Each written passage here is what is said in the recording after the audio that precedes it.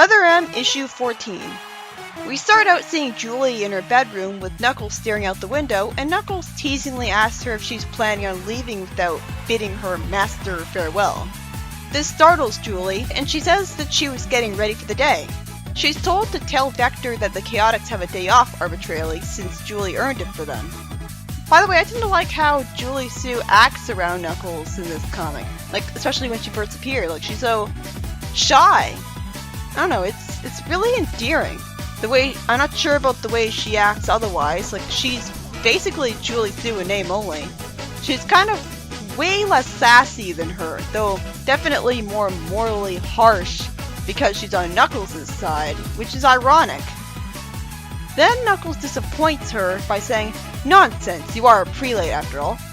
Julie leaves and thinks sadly about what a life she leads. She reflects on who she is, thinking how her people are once again with the city they were banned from. So, it happened recently? She thinks about how much more she wants from Knuckles than just simple knights. Then she sees a civilian run away from some echidna bullies who are hurting him because he was found without a worker's patch. Showing morality, Julie tells them to let a Chaotix member handle it. Those members individually are apparently called chaotic, by the way. Although, you'd think that telling them to let someone much more evil and violent than any of them handle it, maybe that's not so morale after all. But it's getting them to leave him alone. And she learns that one of the echidnas had stolen his worker's band while he was looking for food in the cans. So he doesn't want to be shot. Julie tells the echidnas that they should focus on the rebels while showing racism against the dingoes. And she shows some more as she thinks that a kid hiding behind his mother didn't need to see that, wishing that the dingoes could at least be attacked in private or at night instead. Well, that's insensitive but very pragmatic of her. I mean, I hate to say I agree, but I think they shouldn't be attacked at all.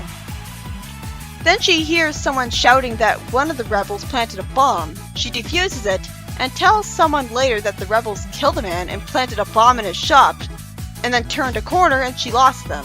She's told that they went to an alley looking lost, and she's told to call for backup. She wonders how they're able to lose her a second time, and then we see her see a scared non-echidna and remember asking one of the dingoes if he had a worker's patch. I'm not sure what happened here because of the art. Julie asks the evil Knuckles if he loves her, and when he tells her that he swore his heart away already, she's heartbroken. I assumed when he said swore his heart away that he meant he's a sociopath now.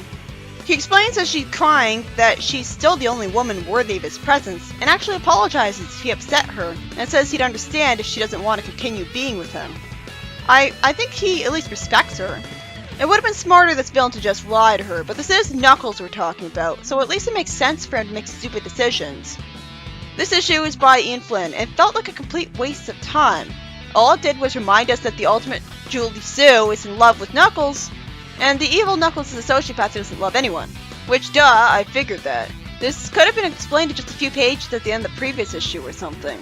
Unless the story is the catalyst for Julie turning on Knuckles, which it isn't by the ending, and it's never going to happen, by the way. This feels like just filler. I guess it's supposed to be developing Julie's character a little, but not really. It doesn't explain her backstory.